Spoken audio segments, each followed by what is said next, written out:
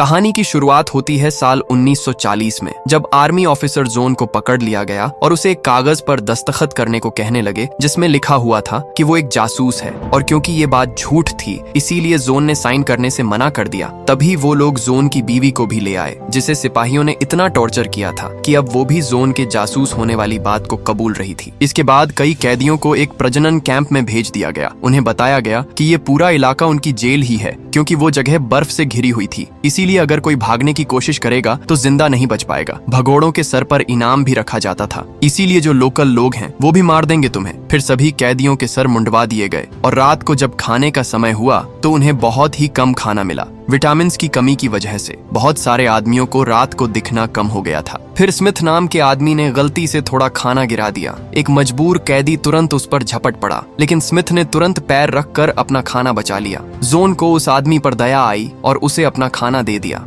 इस पर स्मिथ ने उसे कहा कि ज्यादा दयालु बनना भारी पड़ेगा, यहाँ पे लाडले जान चली जाएगी यहाँ पे। स्मिथ के वहां से जाने के बाद रॉय नाम के कैदी ने जोन को बताया कि वो एक अमेरिकन है। सिर्फ इसी वजह से उसे पकड़ लिया, जेल में डाल दिया। जोन ने बताया कि मुझे भी झूठे आरोप में फंसाया गया है भाई, जिस पर रॉय हंसते हुए बोला कि मैंने तो बस गलत मूवी में एक्टिंग कर ली, ये गुनाह है मेरा। फिर अंदर हम वाका नाम के एक कैदी को देखते हैं जो जुआ खेल रहा था। रॉय ने जोन को उसके बारे में बताया कि ये एक खतरनाक बदमाश है। गार्ड्स वाका को कुछ भी करने से नहीं रोकते, इसीलिए सब लोग उससे डरते हैं। कुछ दूसरे कैदियों को गुलाम मजदूरों के तौर पर पकड़ा गया था। अब जोन बात करने लगा कि भाई यहाँ से भागना हो तो क्या करें, लेकिन रॉय ने कहा कि नामुमकिन है भाई। उसने चेतावनी दी कि जिंदा नहीं बच पाएगा भाई। उसी वक्त वाका ने एक कैदी से उसकी स्वेटर मांगी। जब उस आदमी ने मना किया तो वाका ने चाकू निकालकर उसे घोंप दिया। फिर एक दूसरे कैदी ने उसका स्वेटर उतारकर वाका को दे दिया, जिसे देकर उसने जुए में हारे हुए पैसे एक तरह से चुकते कर दिए। दिन बीतते गए और जोन ने धीरे धीरे कैंप के तौर तरीकों में खुद को ढाल लिया। कैदियों को बर्फ में कोयला निकालने और लकड़ियां काटने का काम करना पड़ता, लेकिन उन्हें खाना बहुत कम दिया जाता और उनके सोने की जगह बिल्कुल भी गर्म नहीं थी। उन्हें नए कपड़े और जूते तक भी नहीं मिलते थे। एक रात जोन को अपने कपड़ों में कुछ जुएं मिली और रॉय कहने लगा कि मेरे पास इसका एक पुराना घरेलू इलाज है। उसने जोन से कहा कि आजा बाहर चल, पर तभी अचानक उन्हें एक धमाके की आवाज सुनाई दी। जल्द ही उन्हें समझ आया कि कोयले की खदान में धमाका हुआ है। जब रॉय उसके कपड़े को बर्फ में दबा रहा था तो जोन टावर को देखकर भागने के बारे में सोच रहा था। रॉय ने बताया कि मेरा एक दोस्त है लाजर, वो हमें यहाँ से निकाल सकता है। जिसके बाद वो प्लान के बारे में बातचीत करने लगे और ये तय किया कि यहाँ से भागकर अगर वो साउथ की डायरेक्शन में जाते रहे तो मंगोलिया देश पहुंच जाएंगे। लेकिन इतने लंबे रास्ते के लिए उन्हें खाना इकट्ठा करना होगा और साथ ही ठंड कम होने का इंतजार भी, क्योंकि इस बर्फ में तो मारे जाएंगे। इसके बाद रॉय ने सिगरेट्स के बदले में खाना लेना शुरू किया, जिसे उसने लकड़ी के डीले फर्श के नीचे छुपा दिया। जोन ने दबाए हुए कपड़ों को चेक किया और देखा कि सारी जुएं वहीं जमा हो गई थीं। कुछ समय बाद सिपाही कैदियों को काम पर ले जाने की कोशिश करने लगे, लेकिन तेज बर्फबारी आंधी की वजह से उनका चलना मुश्किल होने लगा और कुछ आदमी गिरने लग गए। सिपाहियों ने कैदियों को थोड़ी देर के लिए लेटने दिया, ये कहते हुए कि हमें कोई परवाह नहीं है, अगर तुम मर भी गए तो। जब स्मिथ ने शिकायत की तो उसके सर पर बंदूक तान दी गई, लेकिन वो गार्ड को नजरअंदाज करके जंगल की तरफ जाने लग गया। फिर सिपाही भी सभी कैदियों को जंगल के अंदर ले गए। कैदियों ने जल्दी से लकड़ियों को जोड़कर एक छोटा सा बसेरा बना लिया और वो स्मिथ को भी साथ शामिल होने को कहने लगे। अगले दिन सभी कैदियों में से स्मिथ और जोन को कोयले के काम के लिए चुना गया। वहाँ उन्हें लगातार खांसी का सामना करना पड़ा क्योंकि सांस लेना बहुत मुश्किल था। ऊपर से गुफा के अंदर कभी भी टूट फूट शुरू हो जाती। हवा की कमी की वजह से जोन गिर पड़ा और उसे ऐसा लगने लगा जैसे वो अपने घर पहुंच गया हो। वो अपने भ्रम में अपने घर की तरफ बढ़ने लगा कि तभी ये गार्ड उसे गोली मारने को पूरी तरह तैयार था। खुशकिस्मती से स्मिथ ने उसे समय पर वापस खींच लिया। उसका शुक्रिया अदा करते हुए जोन ने उसे अपने भागने के प्लान के बारे में बताया, लेकिन स्मिथ ने कहा कि रॉय तो सालों से लोगों को पागल बना रहा है, जो भी नया कैदी आता है उसके साथ ऐसा ही करता है वो। फिर भी जोन भागने की जिद पर अड़ा रहा और स्मिथ उसके साथ चलने के लिए तैयार हो गया। उस रात जोन रॉय को बिस्तर से खींचकर बाहर ले आया ताकि उसे दिखा सके कि आंधी इतनी तेज है कि उनके पैरों के निशान ढक जाएंगे, इसीलिए उन्हें अभी निकल जाना चाहिए। लेकिन रॉय जिद करने लगा कि ये मुमकिन नहीं है और खाना कम होने के बहाने देने लगा। इस पर जोन सोच में पड़ गया कि ये आदमी मुझे पागल तो नहीं बना रहा। लेकिन उसी वक्त वाका ने दोनों को देख लिया तो वो वापस अंदर चले गए। इसी बीच आंद्रेस को पता चल गया कि काजिक नाम का एक कैदी अपनी रात को न दिखने वाली बीमारी को छुपा रहा है। इस पर काजिक कसम खाने लगा कि दिन में उसे बिल्कुल ठीक दिखता है। रात को भाई तेरा कंधा पकड़ के चल लूंगा ना, क्या हो गया। उसने आंद्रेस से अपने प्लान को छुपाने की गुजारिश की ताकि वो भी इस प्लान का हिस्सा बना रहे। इसी दौरान स्मिथ ने अपनी सोने की घड़ी लाजर को दे दी ताकि वो उसी में भागने की जानकारी ले सके। फिर लाजर ने बताया कि उन्हें भागने के लिए जनरेटर बंद करना होगा, जिससे उन्हें 10 मिनट का घोर अंधेरा मिलेगा और उन्हें भागने में बहुत आसानी हो जाएगी। ये काम तब करना होगा जब फौजियों की शिफ्ट बदलती है। जब वो लोग सही समय का इंतजार कर रहे थे,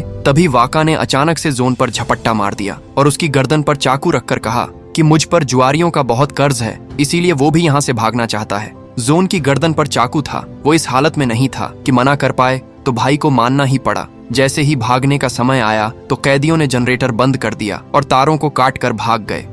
अलार्म तुरंत बज गया, लेकिन आंधी की वजह से गार्ड्स को कुछ भी दिखाई नहीं दिया और ना ही उनके पैरों के निशान बचे। वो अपने कुत्तों के साथ जंगल में घुस गए, इस उम्मीद के साथ कि उनकी नाक भगोड़ों को ढूंढ ही लेगी। 7 कैदी जंगल में जितना हो सके उतना तेज भाग रहे थे। थोड़ी ही देर में वो इतना थक गए कि आगे बढ़ना अब मुश्किल था। तब जोन ने हांफते हुए उन्हें याद दिलाया कि कुत्ते बहुत तेज भागते हैं, हमें चलते रहना होगा। उन्होंने फिर से आगे बढ़ने की कोशिश की, लेकिन बर्फ उनकी आंखों को अंधा करने लग गई थी। इसीलिए अब वो छुपने की जगह ढूंढने लगे। जोन ने रुकने से इनकार कर दिया क्योंकि उसका मानना था कि ये आंधी ही गार्ड्स को भी तो रोक रही होगी जैसे उन्हें रोक रही है। फिर उसने वाका का चाकू लिया और पेड़ों की छाल काटकर अपने लिए एक मास्क बना लिया, जिससे वो अपने चेहरे को बर्फ से बचा सकेंगे। अब वो बिना किसी दिक्कत के चल सकते थे। कुछ समय बाद जब आंधी रुकी तो वो लोग आराम करने के लिए एक जगह बैठ गए और उन्होंने अब अपना पूरा खाने का सामान इकट्ठा किया। तब जोन ने देखा कि वाका ने रॉय की जैकेट पहनी हुई थी। तब वाका ने बताया कि रॉय लगभग हमें धोखा देने ही वाला था, लेकिन मैंने उसे चुप रहने पर मजबूर कर दिया और उसका जमा किया हुआ सारा खाना लेकर आया हूँ। फिर जब उन्होंने दोबारा सफर शुरू किया तो स्मिथ ने चुपके से जोन से कहा कि वाका को साथ लेना शैतान से सौदा करने जैसा है। इसके बाद अचानक दूर से उन्हें चीखों की आवाज सुनाई देने लगी, लेकिन वो सिर्फ भेड़िए थे। दिन बीतने लगे और जोन जैसे तैसे अपनी ट्रेनिंग का इस्तेमाल करते हुए धूप की दिशा को देखकर रास्ते का चुनाव करने लगा। ये सब देखकर वाका बहुत खुश हुआ। उसने जोन से कहा कि कुछ भी हो भाई, मैं तेरा साथ दूंगा। ये लोग मेरे बारे में उल्टा पुल्टा बोलेंगे, तू सुनना मत। फिर अगली बार जब वो आराम करने बैठे तो जोन समझ गया कि उन्हें पास वाली झील तक पहुंचने के लिए अभी 3 या 4 हफ्ते लगेंगे, लेकिन उनके पास सिर्फ एक ही हफ्ते का खाना बचा है। इसीलिए उन्हें शिकार करना होगा या मछलियां पकड़नी होंगी। वाका खेतों के साथ में बसे हुए गांव को लूटना चाहता था, लेकिन बाकी सब ने इससे मना कर दिया। इसी दौरान काजिक लकड़ी ढूंढने चला गया, लेकिन फिर रात हो गई और इसीलिए उसे दिखाई देना बंद हो गया, जिसकी वजह से वो बेचारा जंगल में खो गया। वो वापसी का रास्ता ढूंढते हुए भटकने लगा, लेकिन ठंड की वजह से उसे भ्रम होने लगे।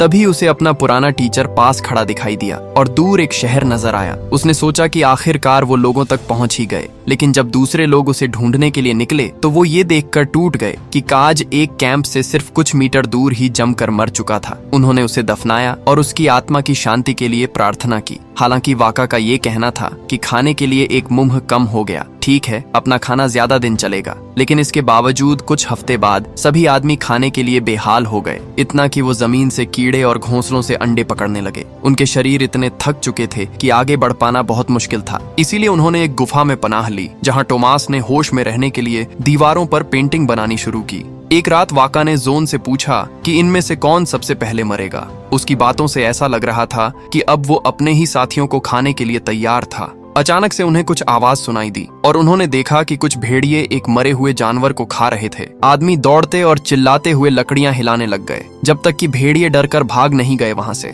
फिर जोन ने देखा कि उसके सभी दोस्त इतने भूखे थे कि जानवरों की तरह उस जीव के शरीर को खाने लगे। इससे तंग आकर जोन ने अकेले ही झील ढूंढने का फैसला किया और दूसरों से कहा कि अगर मैं 1 हफ्ते में वापस ना आऊं तो बिना मेरे ही सफर को जारी रखना। एक लंबा सफर तय करने और बारिश से बचने के बाद जोन को फिर से भ्रम होने लग गया, लेकिन कुछ दिन बाद वो कैंप वापस आ गया और उसने बताया कि उसे झील मिल गई है। थोड़ा आराम करने के बाद जोन सभी के साथ झील की तरफ निकल पड़ा और 3 दिन चलने के बाद वो वहां पहुंच भी गए। वहां थोड़ा ताजा होने के बाद वो बॉर्डर की तरफ बढ़ने लगे। जंगल पार करते हुए उन्हें ऐसा महसूस होने लगा कि कोई तो उनका पीछा कर रहा है। फिर उन्होंने बड़ी चालाकी से उस इंसान को घेर लिया और वाका ने तो लगभग उस पर हमला कर ही दिया था, लेकिन जोन ने उसे एंड मौके पर रोक दिया। वो रहस्यमय इंसान एरिना नाम की एक पोलिश लड़की थी, जो बेचारी खुद भी उनकी तरह कहीं से भाग कर आ रही थी और खाने और सुरक्षा के चक्कर में उनका पीछा कर रही थी। जोन उसे साथ ले जाना चाहता था, लेकिन बाकियों ने मना कर दिया क्योंकि उनके पास इतना खाना नहीं था और वो लड़की है तो उनकी रफ्तार को भी धीमा कर देगी। कुछ देर बाद उन्हें कीचड़ में फंसा हुआ एक जानवर मिला जो उनका रात का खाना बना, लेकिन आंद्रेस पीछे कुछ देखकर झुंड से अलग हो गया और फिर शाम को वो आयरीना के साथ वापस आया। अगली सुबह उन्होंने कुछ चीजें मिलाकर एक साबुन बनाया और आखिरकार अपने कपड़े धो दिए। उन्होंने अच्छी तरह शेव भी की, हालांकि वाका ने उनकी मदद लेने से मना कर दिया और खुद ही अपनी दाढ़ी काटने लगा। कुछ समय बाद उन्हें पता चला कि झील का एक हिस्सा बर्फ से जमा हुआ है। बर्फ पतली और कमजोर लग रही थी, लेकिन आयरीना फिर भी उस पर दौड़कर दूसरी तरफ पहुंचने में कामयाब हो गई। ये देखकर बाकी सब भी उसके पीछे चले। वो तो कई बार फिसल कर गिरे भी, लेकिन खुशकिस्मती से सभी दूसरे पार तक पहुंच गए। अब जंगल से गुजरते हुए स्मिथ ने आयरीना से उसके अतीत के बारे में पूछा और वो बताने लगी कि रशियन सिपाहियों ने उसके माँ बाप को मार दिया था, लेकिन स्मिथ को उसकी इमोशनल कहानी में कुछ अजीब बातें लगी। कहीं ना कहीं वो समझ गया था कि ये लड़की झूठ बोल रही है, क्योंकि उसके एक्शन से पता चल रहा था कि वो जर्मन इलाके से है। फिलहाल के लिए उसने बात को जाने दिया, लेकिन एरिना से कहा कि वादा करो कि तुम दोबारा झूठ नहीं बोलोगी। कुछ समय बाद उन्हें दूर एक कस्बा दिखाई दिया और उन्होंने खाना लेने के लिए चुपके से वहां घुसने का प्लान बनाया, लेकिन इसमें पहचाने जाने का बहुत बड़ा जोखिम था। अगर किसी भी तरीके से जेल तक ये बात फैल गई कि वो इस तरफ आए हैं तो उन्हें ढूंढना शुरू कर दिया जाएगा और वो लोग ये जोखिम नहीं उठा सकते। इसीलिए फैसला हुआ कि जंगल के रास्ते से घूम कर निकलेंगे। शाम को उन सब ने देखा कि वाका वहां से गायब है और सब सोचने लगे कि कहीं उसने हमें धोखा तो नहीं दे दिया। उसी पल वाका वापस आ गया और स्मिथ गुस्से में उस पर झपट पड़ा और उसे गालियां देने लगा। तभी वाका ने अपना बैग खोलकर मरे हुए जानवर दिखाए और कहा कि यार, एक कुत्ते को भी मारना पड़ा। जीने का यही घिनौना रास्ता बचा है हमारे पास। वो एक चुराई हुई शराब की बोतल भी लाया था और कहने लगा कि आज मेरा बर्थडे है, चलो मनाते हैं। रात को खाने के दौरान वाका ने एक फोक सॉन्ग गाना शुरू किया और आयरीना भी उसके साथ गाने लगी, जिससे वाका को एहसास हुआ कि वो भी उसकी तरह सड़कों पर रही है। अब सबको पता चल चुका था कि आयरीना ने झूठ बोला था, इसीलिए आयरीना ने आखिरकार अपनी कहानी सुनाई। उसके माँ बाप दोनों जासूस थे। कुछ साल पहले उन्हें गिरफ्तार कर लिया गया और उनके बच्चों को अनाथ आश्रम भेज दिया गया। उस अनाथ आश्रम में जब मेरा भाई मर गया तो मैंने वहां से भागने का फैसला किया। अगले दिन उन्होंने सफर जारी रखा, लेकिन रास्ते में एक जगह ऐसी आई कि वहां बहुत ज्यादा मच्छर थे, जिस वजह से उन सबके चेहरे सूजकर बिगड़ गए। जब उन्होंने कुछ लोकल लोगों को गुजरते देखा तो नोटिस किया कि मच्छर उनके ऊपर हमला नहीं कर रहे। पकड़े जाने के डर से उन्हें छुपे रहना पड़ा, लेकिन जोरॉन बाहर निकलकर एक आदमी से इस बात का राज पूछने चला गया, जिसके बाद उस आदमी ने उसे एक हार पहना दिया जो मच्छरों को दूर रखता है। जिसके बाद सब शांति से अपना सफर जारी रख पाए। दिन बीतते गए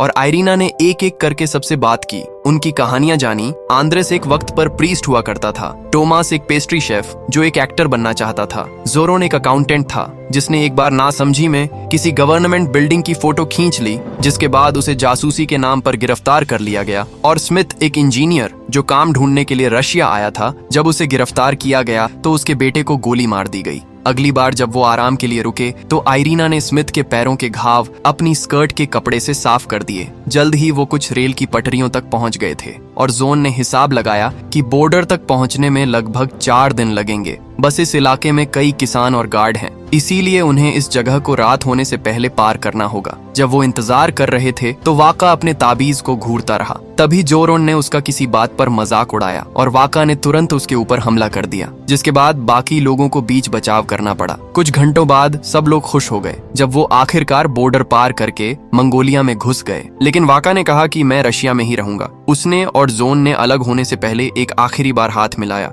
अब बाकी सब रेगिस्तान से गुजरते हुए शहर की तरफ जा रहे थे। सब लोग बहुत खुश थे, लेकिन थोड़ी देर बाद माहौल फिर से खराब हो गया जब उन्होंने एक बोर्ड देखा जिस पर लिखा हुआ था कि मंगोलिया अब रशियन लोगों के कंट्रोल में है। अब बेचारों ने शहर जाने की बजाय रेगिस्तान में ही रुकने का फैसला किया। फिर उन्होंने एक बुद्धिस्ट मंदिर ढूंढा, ये सोचकर कि मक्स किसी तरह का भेदभाव नहीं करेंगे, और वो तुरंत अंदर चले गए। लेकिन वो जगह पूरी तरह तबाह हो चुकी थी। जमीन में दफन की हुई कई खोपड़ियां मिलने के बाद आंद्रियस ने बताया कि रशिया में भी यही हुआ था। पादरियों को गोली मार दी गई या गिरफ्तार कर लिया गया और धर्म पर हर तरह से बैन लगा दिया गया था। आंद्रियस के चर्च को भी इसी तरह तोड़ दिया गया था, और जब उसने चर्च को देखा तो गुस्से में आकर उसने एक जवान गार्ड को मार दिया था। सभी चर्चा करने लगे कि क्या किया जाए और इस फैसले पर पहुंचे कि इंडिया में ही बचा जा सकता है, लेकिन वहां पहुंचने के लिए चाइना को पार करना होगा। अगले कुछ हफ्तों तक वो तपती धूप के नीचे रेगिस्तान में चलते रहे। एक दिन अचानक उन्हें कुछ घुड़सवारों ने घेर लिया तो उन्होंने अपने आप को तिब्बत जा रहे अमेरिकन्स बताया। खुशकिस्मती से उन घुड़सवारों ने उन पर विश्वास कर लिया और बिना कुछ कहे वहां से चले गए। फिर कुछ देर बाद एक जवान घुड़सवार वापस आया जिसे दूसरों ने उन्हें पानी देने के लिए भेजा था। दिन बीतते रहे और वो लोग धूप से बचने के लिए टहनियों और कपड़ों के टुकड़ों से अपने सर और पैर ढककर चलते रहे। उन्होंने पानी को बहुत संभाल कर इस्तेमाल किया, लेकिन फिर भी वो खत्म हो गया। तभी स्मिथ को कुछ दूर पेड़ दिखाई दिए, लेकिन जोन ने उसे समझाया कि तुझे वहम हो रहा है और उसने सबको दक्षिण की तरफ बढ़ते रहने को कहा।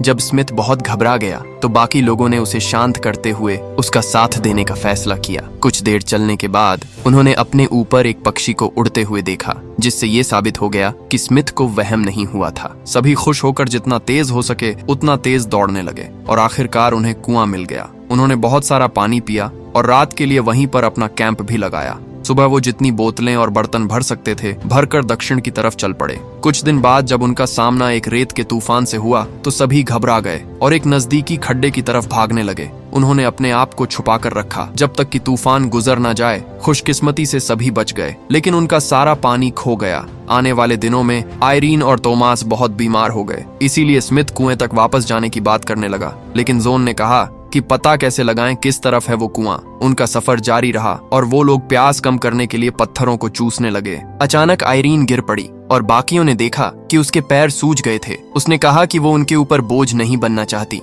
लेकिन बाकी लोगों ने इंसानियत दिखाते हुए उसे छोड़ने से इनकार कर दिया। सभी ने चलना जारी रखा और जल्द ही आयरीन दोबारा गिर गई, लेकिन उसने तब भी आराम करने से मना कर दिया। इसके बाद आंद्रेस उसे उठाकर चलने लगा। कुछ घंटों के बाद आयरीन ने आंद्रियस से कहा कि उसे नीचे रख दे। उसने सबको एक आखिरी बार देखा और बेचारी मर गई। उन सब ने उसे रेत में दफनाया और उसके लिए प्रार्थना करने लगे। सभी ने एक बार फिर से सफर जारी रखा। हर गुजरते दिन के साथ उनके पैरों के घाव और खराब होते चले गए। तो मास उन सबका हौसला बनाए रखने के लिए सबके चित्र बनाने लगा और उसने एक मुस्कुराती हुई आयरीन की एक बहुत ही खूबसूरत पेंटिंग बनाई। लेकिन ये उसकी बनाई आखिरी पेंटिंग थी, क्योंकि इसके बाद वो भी मर गया। उसे भी वहीं दफन करके ग्रुप आगे बढ़ गया। कुछ दिन बाद जोन ने दूर पहाड़ियां देखकर कहा कि पानी की खोज करने हमें वहां चलना चाहिए, मगर स्मिथ इतना थक चुका था कि वो बेचारा हिल भी नहीं पा रहा था। उसने कहा कि तुम मुझे छोड़कर चले जाओ। जोन ने जोरोन और आंद्रेस को आगे भेजा, जबकि खुद वो स्मिथ के पास ही रुका रहा,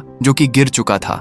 शाम तक जोन स्मिथ को घसीटकर दोस्तों के कैंप तक ले आया, लेकिन बदकिस्मती से उन्हें अभी तक पानी नहीं मिला था। अगली सुबह जोरोन जाग गया जब उसे महसूस हुआ कि एक सांप उसकी टांगों के बीच से गुजर रहा है। उसने उस सांप का पीछा किया और एक छोटा सा पानी का गड्ढा ढूंढ लिया। आदमियों ने झुककर पानी पिया और कुछ पानी स्मिथ के मुंह में भी डाल दिया, क्योंकि वो हिल भी नहीं पा रहा था। फिर उन्होंने सांप को मारकर दोपहर के खाने में पका लिया। तभी खाना खाते वक्त आंद्रियस का एक दांत गिर गया। उस रात स्मिथ ने जोन से कहा कि मुझे छोड़कर चले जाओ, लेकिन जोन ने कहा कि जब तक तुम जिंदा हो तुम्हें छोड़कर हम नहीं जाएंगे। बातों बातों में जोन ने कहा कि मैं किसी भी हाल में एक बार दोबारा अपनी पत्नी को देखना चाहता हूँ। बेचारी को फौजियों ने बहुत टॉर्चर किया था। उसकी ये कहानी सीधा स्मिथ के दिल पर जाकर लगी। अगले दिन वो आगे बढ़ने के लिए उठ खड़ा हुआ और उन्हें जल्द ही एक नदी मिल गई। इससे उन्हें इतनी ताकत मिल गई कि वो लोग पहाड़ियों की तरफ बढ़ सकें और आखिरकार ग्रेट वॉल ऑफ चाइना को पार करके वो हिमालय की पहाड़ियों तक पहुंच गए। इन बर्फीली पहाड़ियों में उन्हें एक छोटा सा निशान मिला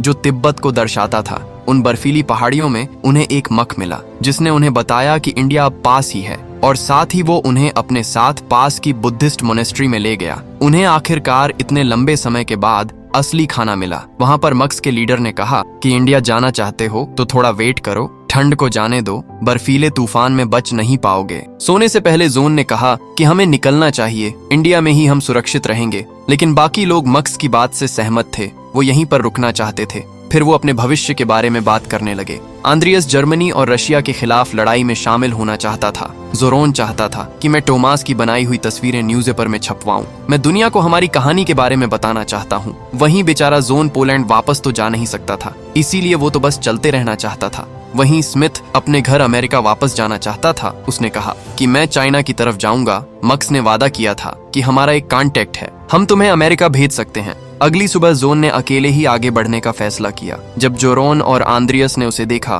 तो वो स्मिथ को आखिरी अलविदा कहकर अपने दोस्त के पीछे निकल पड़े। कुछ समय बाद तीनों आखिरकार इंडिया पहुंच गए थे। भारत के लोगों ने उनका बहुत प्यार से स्वागत किया और मदद भी की। अगले 50 सालों तक जोन का कोई एक ठिकाना नहीं रहा, लेकिन फिर आखिरकार पोलैंड आजाद हुआ। जोन ने अपना पुराना घर ढूंढा और छुपी हुई चाबी से दरवाजा खोला। अंदर जाते ही वो खुशी से भर गया क्योंकि उसकी पत्नी उसका इंतजार कर रही थी। और इसी सीन के साथ ये कहानी यहीं पर खत्म हो जाती है। दोस्तों, आपको वीडियो कैसी लगी? लाइक और कमेंट करके जरूर बताना। मिलते हैं अगली शानदार वीडियो में। तब तक के लिए सब्सक्राइब बटन दबा दो।